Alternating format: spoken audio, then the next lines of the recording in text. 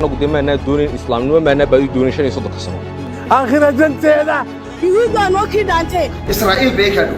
ومالي دي حميدة كرموني بنكوس بحلي. تبدي حنكو داري وانكب بدام بحي مانتا. دير عندك القرآن فخش. الحمد لله. مسلمين موني ما كوبو دقي. المؤمن ما خاصة. دوران دقي ستار داما. وإسرائيل صاحب مني. توضح إسرائيل. طالعين إسرائيل. We love Israel. إسرائيل. شو جالس يقولني؟ إسرائيل بانا حيانوه. سودوا يهود. ما يهود دون سودوا هنا. وابن سكور سنة أنا بقى يهود عد كلا على رئيسنا مش. شاكت حاكي إسرائيل بو حد مسلنا. يهود. أنا عربيين تي وأنا قبل حنا نقول علمانيين بنات. نقدمنا دون الإسلام وما بدي دون شيء صدق. يهودا نوكي دانتي. First, it did not sound like a crisis. There were no sirens, no emergency session of parliament, no smoke rising over Mogadishu. There was only a sentence, spoken far away, and then repeated closer to home. A foreign government recognized a place that already existed, but not in the way it was described. Somalia did not fracture that day. It hesitated. History does not always arrive with violence. Sometimes it arrives as language. Maps have power. They simplify. They persuade.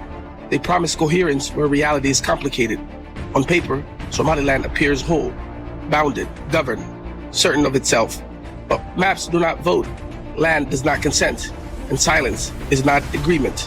In 2023, Las Anod fell out of Somaliland's control, not through negotiation, but resistance.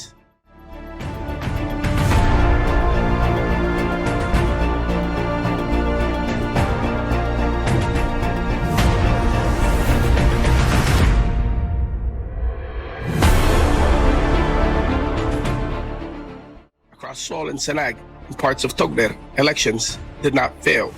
They did not occur, not because people refused to participate, but because authority never arrived. This distinction matters because sovereignty is not declared. It is exercised where authority stops. Legitimacy stops with it.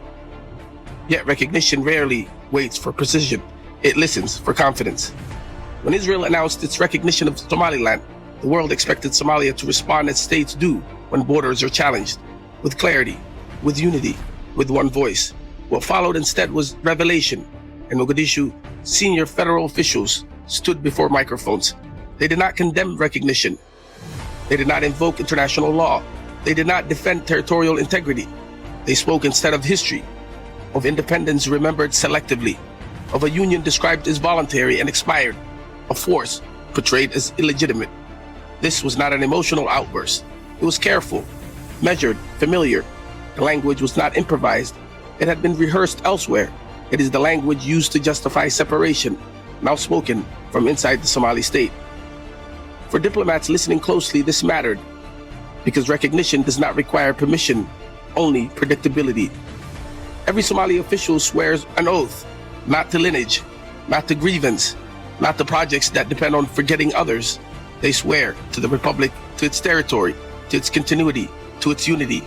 And yet when sovereignty was tested in public, some responded as if the oath were symbolic. They did not say our borders were violated.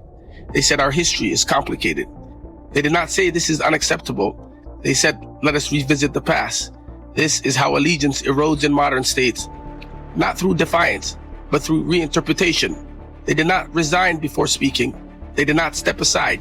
They used authority of office to soften the meaning of the office itself. That distinction matters. An opponent outside government is politics. An opponent inside government is infrastructure. The most dangerous myth in this story is not recognition. It's anonymity. Somaliland, spoken of abroad as though it was one will, one consent, one destiny. But the land tells a different story. Las Anod did not vote to leave Somalia. It resisted being removed. Large parts of Sool and overwhelming majority of Sanaag did not boycott elections. They were never governed by them. Wasangeli territory was not administered, not incorporated, not surrendered. These are not technicalities. They're the substance of sovereignty. A state cannot claim the silence of regions it did not control. It cannot inherit authority where authority was never transferred. Yet recognition depends on precisely this fiction, and some inside Somalia were willing to sustain it. To understand why this matters, we have to return not to 1991, but much earlier, British Somaliland was never governed as a single, unified colony. It was assembled through plural treaties, specific, negotiated, unequal. The Wursangali Sultanate retained internal sovereignty. Britain controlled only external relations. This structure was not unique. It mirrored the arrangements of Britain used in Kuwait and Qatar. Those states are now unquestioned members of the international system, not because they were large, not because they were unified, but because their treaty-based sovereignty was respected. Somaliland's recognition argument quietly erases this history. It claims colonial inheritance while ignoring the very treaties that contradict it. Democracy cannot substitute for jurisdiction. Elections cannot authorize authority where authority never existed. History does not become irrelevant simply because it's inconvenient. Somalia, however, is not a monologue. Days later, another press conference followed, less visible internationally, more consequential at home. Representatives from the Wursangali, Nulbahante, and Gadabirsi communities stood together. They condemned the recognition. They reaffirmed Somalia's unity. They rejected being spoken for. Their message was not dramatic, it was disciplined. Somaliland is not one voice. Somalia's north is not owned by a single narrative. This moment shattered a convenient illusion. The divide was not north versus south. It was not region versus capital. It was allegiance versus office. Mold does not announce itself. It grows where institutions are damp with ambiguity. It spreads when officials remain in office while speaking as advocates and insist they are merely explaining. These men did not overthrow the Somali state. They did something more effective. They stayed inside it. They borrowed the state's voice to make the state sound unsure of itself. A country can survive disagreement. It cannot survive dual allegiance. When loyalty becomes plural, the constitution hallows quietly and the world notices. Somalia did not lose territory when recognition was announced. It lost something more fragile, the certainty that the state would speak for itself. Once that certainty is gone, maps begin to matter more than people, and silence begins to sound like consent.